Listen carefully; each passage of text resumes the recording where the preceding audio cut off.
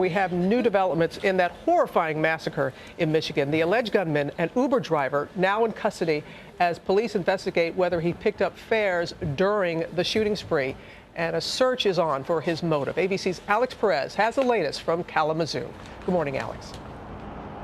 Good morning, Robin. The Uber driver is expected to make his first appearance in court here later today. At this point, authorities are tight-lipped about any possible motives in this case.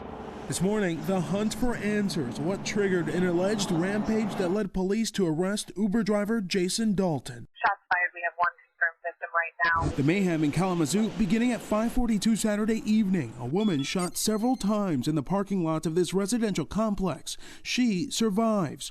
But at 10:08 p.m. in this car dealership parking lot, a father and his 17-year-old son shot and killed. Just 16 minutes later, the gunman opens fire outside this Cracker Barrel restaurant, killing 4 people, including former teacher Mary Lou Nye. Dispatch all units. Suspect vehicle in a shooting.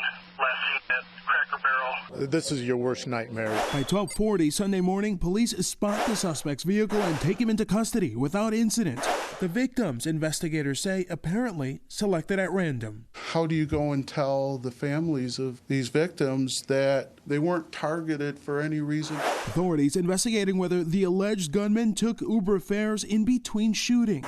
This man, who didn't want to be identified, says he was one of Dalton's passengers during the alleged rampage. I half-heartedly joked at him and said, "You're not the shooter, are you?" And he said no, and I said, "Are you sure?" And he said, "No, I'm just really tired." Matt Mellon says he rode with Dalton just 70 minutes before the first shooting, telling ABC News he sat in the front seat because Dalton had a dog in the back seat and that the ride started normally. But within a few minutes, he had to find a way out of Dalton's car. We were kind of driving through medians, driving through the lawn, speeding along, and then finally, once he came to a stop, I jumped out of the car and ran away. Mellon says he then called 911 and gave police Dalton's plate number and later even provided officers with Dalton's name and picture from his Uber account.